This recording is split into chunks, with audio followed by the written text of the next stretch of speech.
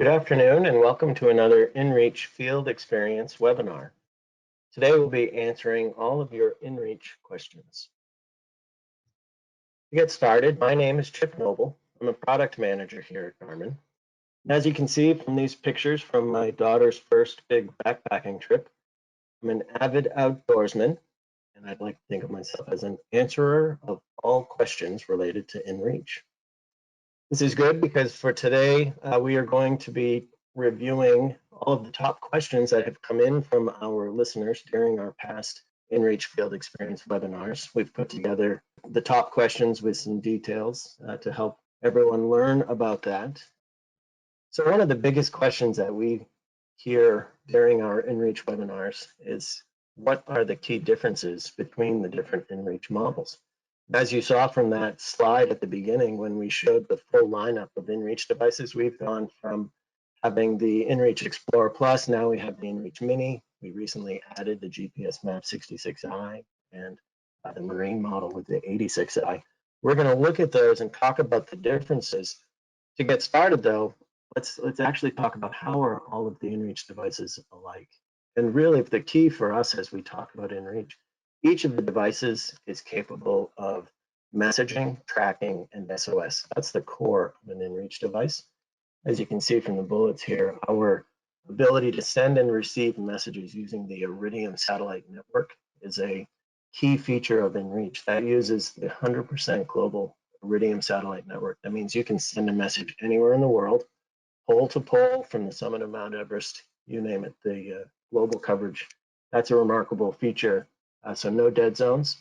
You can track your location as you go. The devices all have by default a 10-minute tracking interval, and they use MapShare. We're going to talk about that a little bit later. We have some slides talking about that feature. That's how your friends and family follow along and can send you messages. We're going to talk about the ability to trigger an SOS and how we work with GEOS Search and Rescue. They're our 24/7 global monitoring center. So we'll cover details about GEOS and how to use that. There are also some features within inReach that are important towards the end of this. You see the ability to request a weather forecast. You can request a marine or land-based weather forecast. You can also navigate to a route or a waypoint, along a route or a waypoint, and you can do that with any of the devices, whether it's the compass on the inReach Mini or the full road and trail navigation of the GPS Map 66i. You can pair all of these devices with a companion app like the Earthmate app or the Explore app. We're going to talk about the differences between those apps in a little bit. And you can also use the Garmin Explore website for planning and reviewing after your trip is over. And from that website, you can sync data down to the app and then onto the device. So all of the inReach devices support this functionality. Wanted to cover that before we talked about the differences. Oh, and I apologize, but note here at the end, it is important to remember that all of our inReach devices require an Iridium satellite subscription. So that subscription is what gives you access to the tracking, the messaging, and the SOS capabilities. And an additional note that's important, we want to make sure everyone realizes not every country has the same open approach to satellite communication. It's prohibited in some countries. And so just to keep everyone safe, it's important if you're going to do some international travel that you check to see if there are any restrictions in the area where you're going. That's the responsibility of the device owner. So be sure to do your homework before you go on a big bucket list trip. So looking at the key differences between these inReach models, we see here, starting with the inReach Mini, this is our lightest and most compact device at 3.5 ounces. This is definitely my preferred device if I'm doing a long distance backpack trip, or perhaps I'm going for a mountain bike ride, or a lot of our trail runners like this device. It's very small. Pop it in the jersey pocket on your back and you can have that with you. Put it in your little hydration backpack. Connects to your phone, connects to your wearable, your watch, your Phoenix, your Instinct watch. It gives you all of the same power of satellite communication that the other devices have. So very, very powerful device, the inReach Mini. From there, we added the topographic map and the button interface to the inReach Explorer Plus. This is still primarily a messaging device, but we did add basic handheld navigation GPS capabilities. It has the longest battery life out of our devices because we treat it as a satellite communication device. Every 10 minutes we wake up, we send the track point, but otherwise we really back off on what we're doing with the device, put it to sleep. That lets it have a really long, nice battery life. In comparison, the GPS Map 66i, this is our premium, you see premium handheld, the flagship handheld GPS device for Garmin. This has all of the different maps that we support at Garmin. It has topographic maps, bird's eye direct, aerial imagery.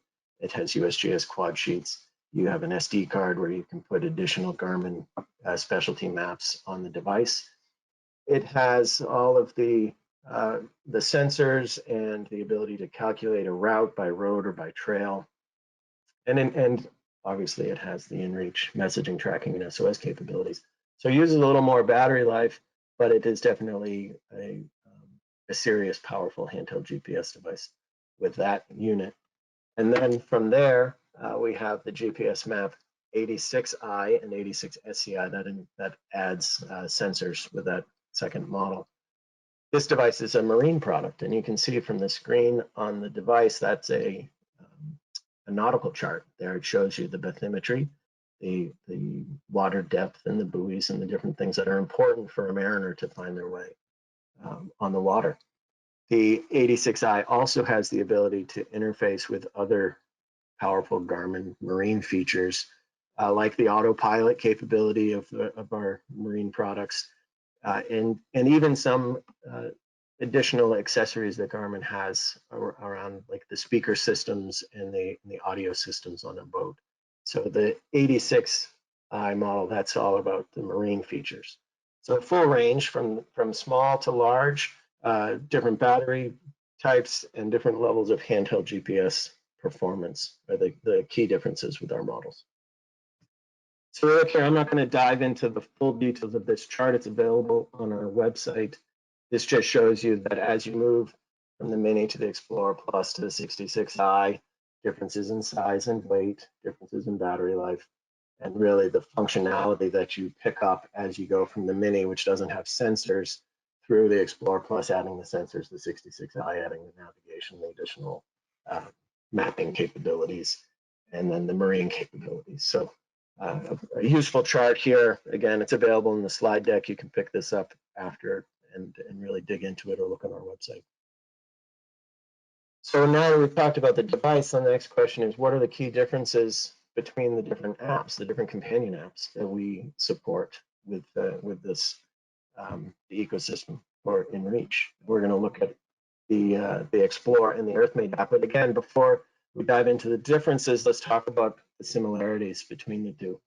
Both apps are companion apps that can be loaded on your iPhone or your Android mobile device. They can also be loaded onto tablets, iPad, tablet, that sort of thing. What's really nice is it allows you to control all of the inReach functionality, messaging, tracking, and SOS from your phone. So if you have your inReach Mini clipped to your backpack, you don't have to take it off to create a message, to start tracking, to even declare an SOS. You can do all of that from your phone. It's very handy. You can download maps onto the device, so you don't need to be inside cell phone range. You don't need to have Wi-Fi connection to use the app. All the communication that will happen through Bluetooth connection from your phone to your inReach device.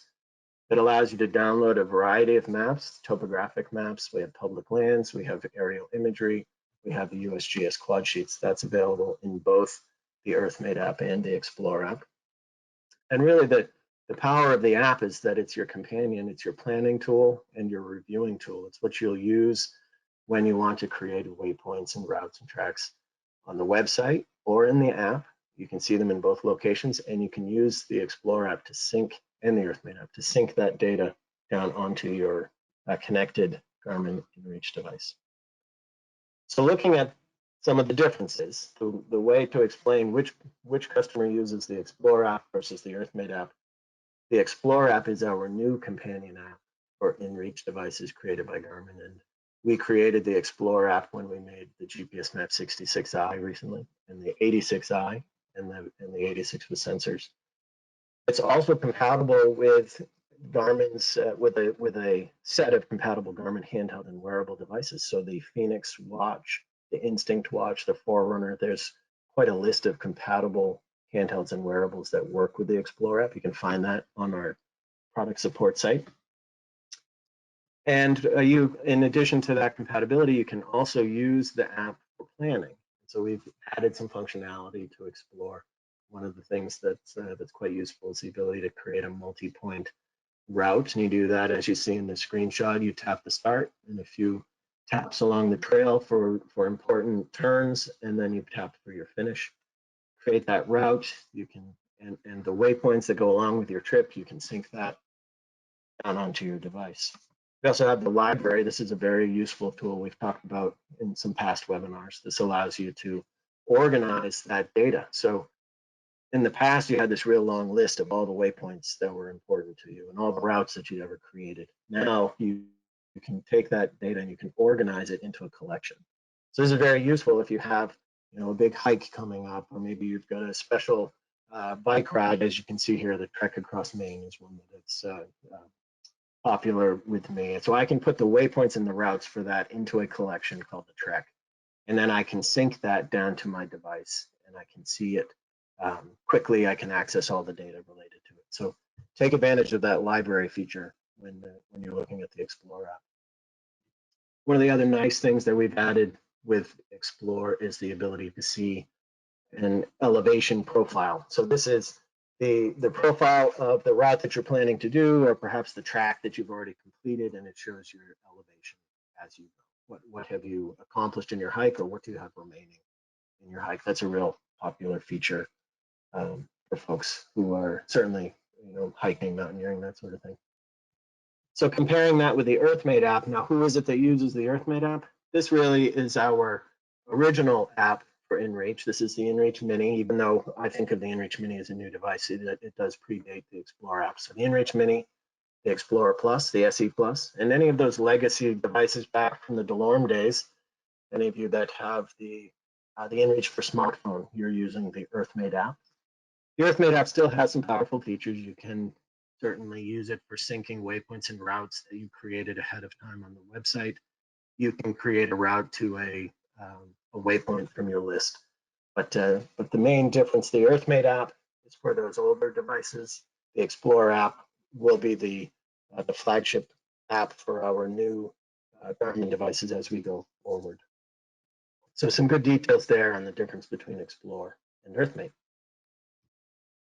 We have a lot of customers that ask questions about our inReach plans. We've talked about this quite a bit in the past, and so we'll touch on the plans. What are the plans used for? As I mentioned earlier, the Iridium satellite network, it does require an inReach plan to access the system for messaging, tracking, and declaring an SOS. So you have to have that active satellite subscription. When we talk about subscriptions, excuse me, there are personal plans. These plans are designed for individuals like myself, where I am one user in the account. I have one device. I want to be able to use it when I'm out in the field. I can make a decision between a Freedom plan. This is a great plan for someone who may be a seasonal user, so they are sailing in the summer or they're backcountry skiing in the winter, but otherwise they don't use it year round. We've created the Freedom plan that gives you the ability to suspend when you're not using the device. That's a very powerful feature. For others, and this one I probably relate to a little bit more, for someone who does an activity year round, so snowshoeing in the winter, hiking in the summer, bird hunting in the fall, I will use an annual plan. I get a little bit of savings on the monthly cost because I've committed to a 12-month plan, and I can choose Freedom or annual as a personal plan user. We also have professional plans. These are flex plans.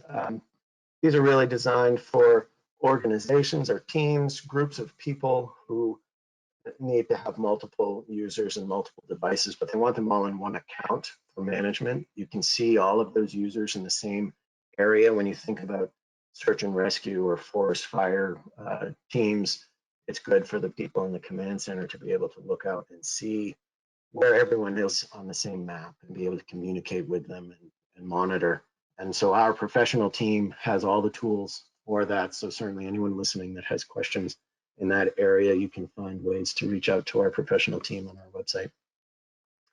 So looking at the plans, once you've decided, for this slide, we're looking at our personal plan, then you get to choose between safety, recreation, and expedition. And the key in this area is that as you move through those levels from safety to recreation expedition, you see the safety plan, you have all the plans have unlimited SOS. We don't charge for that, that's included in the plan. But at the safety level, we include unlimited preset messages. Now, a preset that's created ahead of time, you specify what the message is. For myself, I'm checking in, everything's okay. And then I send it to a set list of recipients. So my family members, a few friends that I want to hear my regular updates. I encourage people to actually jump in at the next level up, which is the recreation level, because not only do you get the unlimited presets, but you get the unlimited tracking. So that's a really important thing. And I try to encourage people, when you start your trip, develop the habit of turning on your inReach device, clipping it to your pack, starting tracking, send a message letting people know you're headed into the woods, and then let it do its thing. Let it just run every 10 minutes. It'll send you your location. You don't have to do anything. That 10-minute update checks to see if there are any messages waiting. It records your location as you move. Should something happen and you not report in when you were expected, your friends and family can be conditioned to just go take a peek at your MapShare site, which we'll look at in a second, and that will show them where you've been for your hike. It's a real powerful tool. I like the recreation level. And then the expedition level is a step up from there because it gives you that unlimited messaging.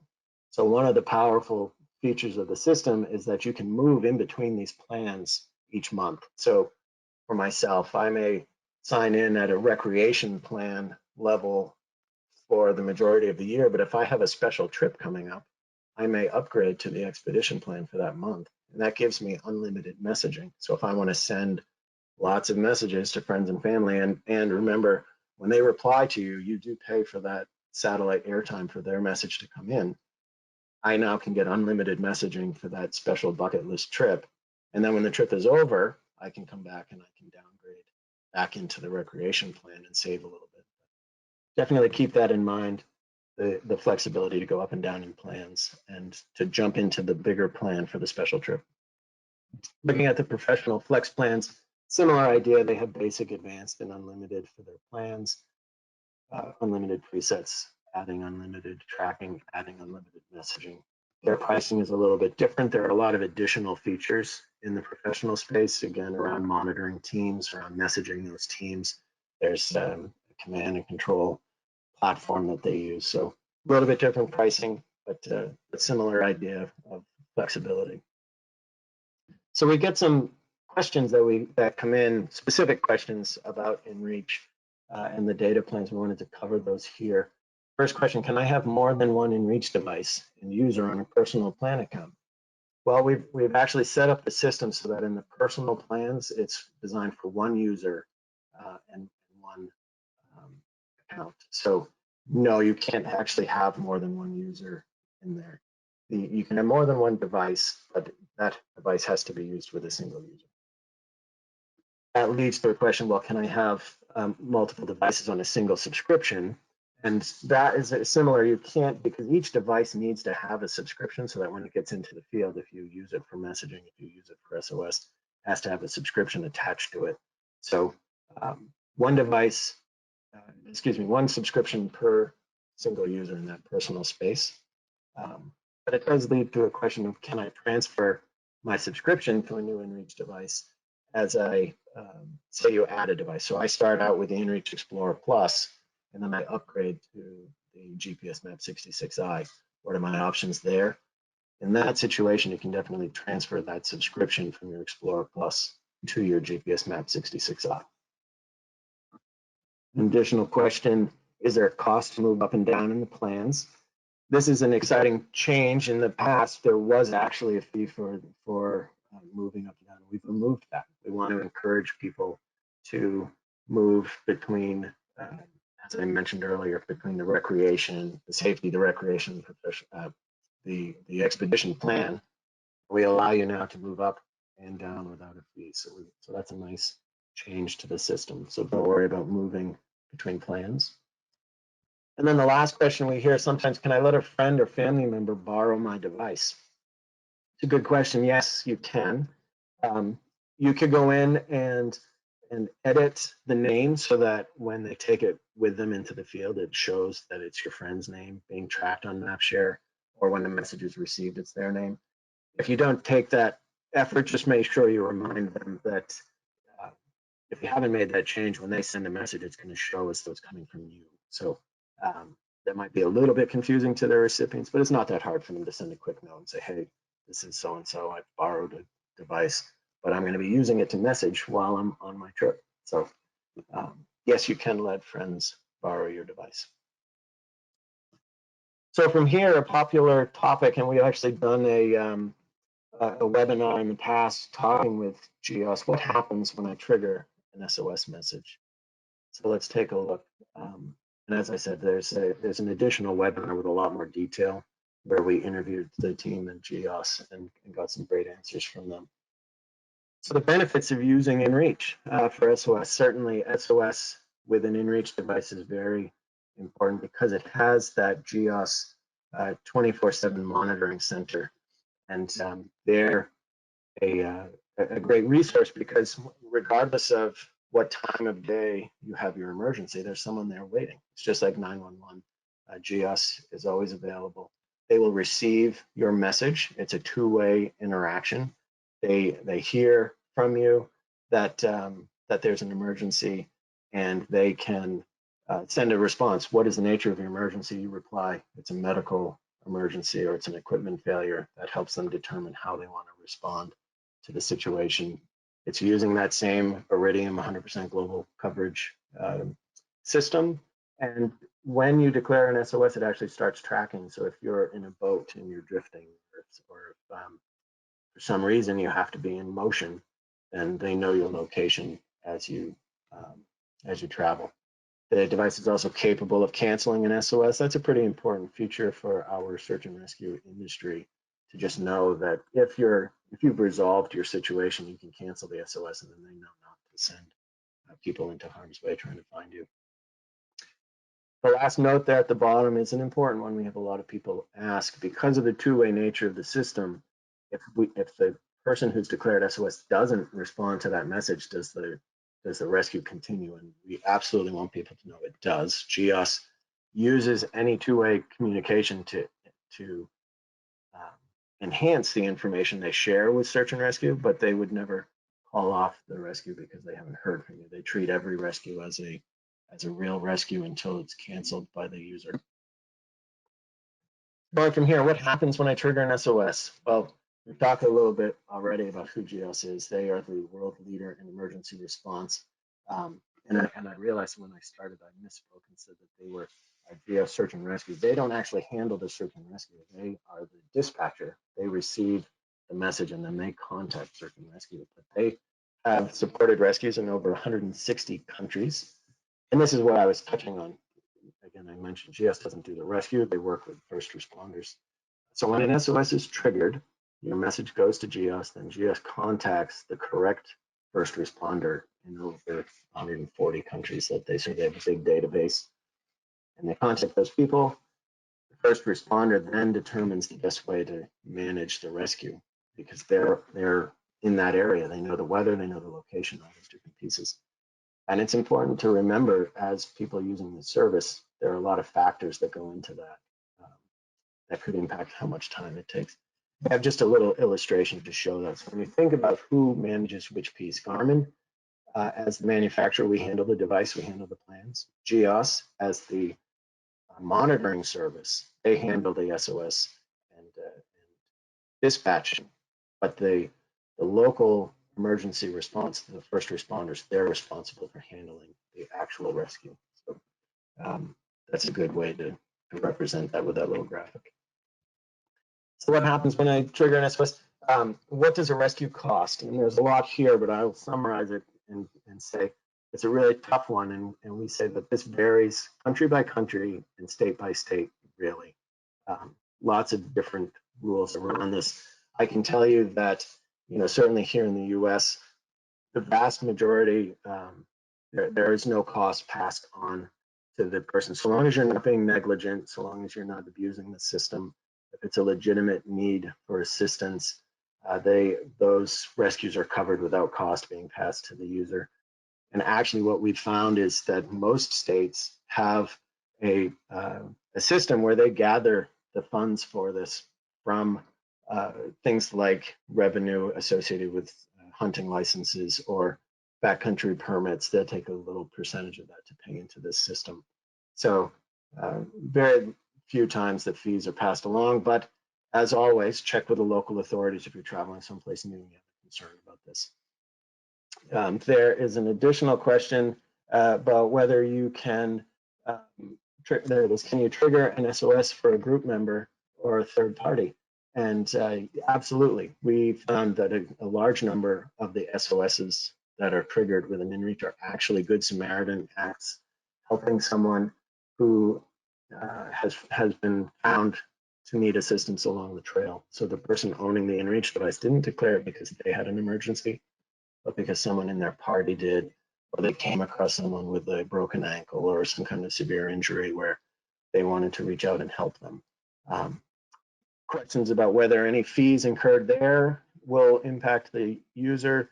No, that's not the case. If any fees are incurred, those are passed to the individual for whom the SOS was triggered. So some good details there about cost around SOS, the biggest piece. Make sure you check ahead of time if you have any concerns.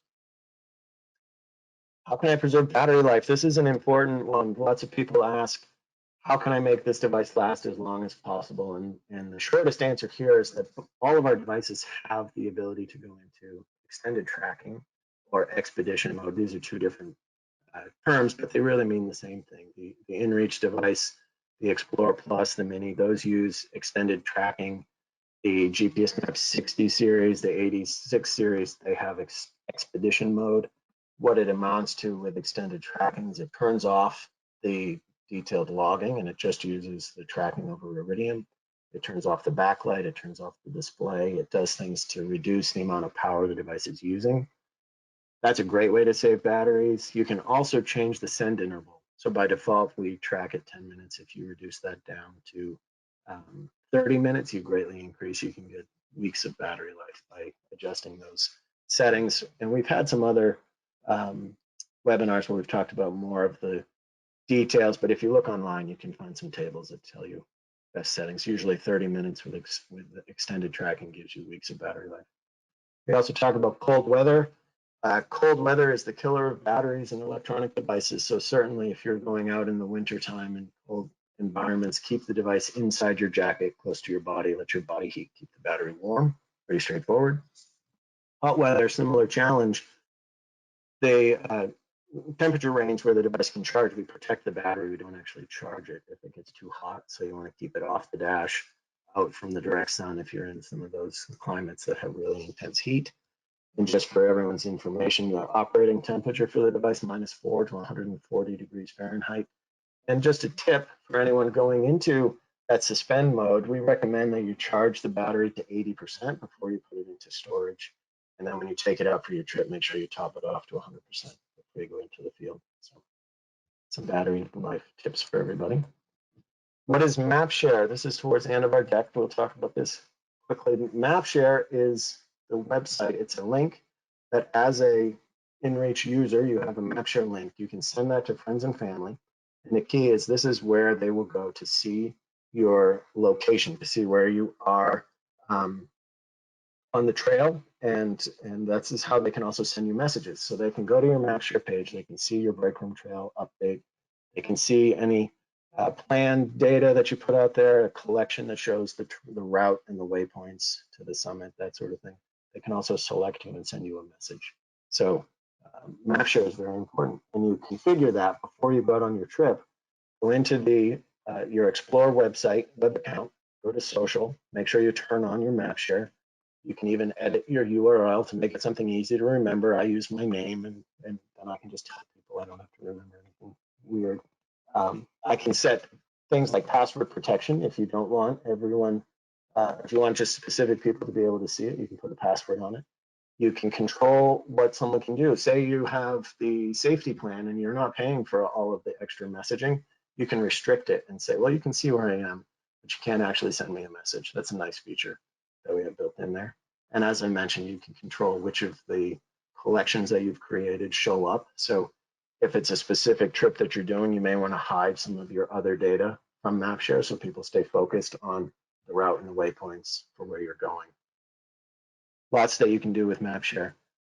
Once you've created it all, it's nice. You can send your MapShare link either ahead of time from the website, or you can send it from the device itself. So when I get to the trailhead, I start tracking, and then I send a MapShare link to my friends and family so that they know I've started, and they have a reminder of what that link is so they can go and send me a message. Take advantage of the MapShare tools when you're at your desk planning or when you get into the field from the device.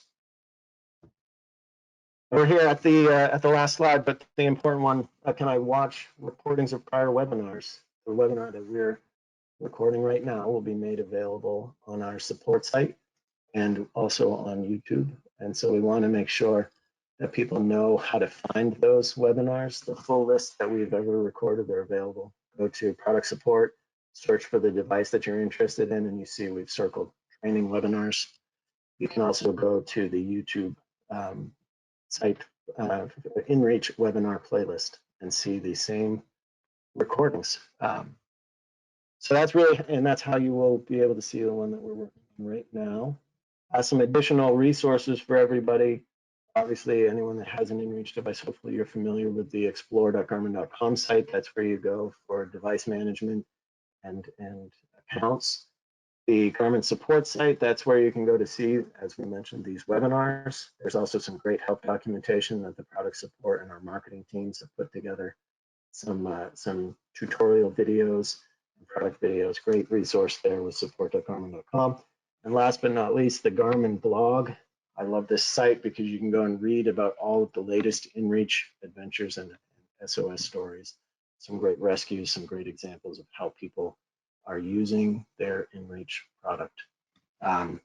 So that was a walkthrough of the questions that we have captured over the different webinars that we've put together. And now with the help of the team, we're going to open it up and see if we can't answer some of the new questions that you folks might have.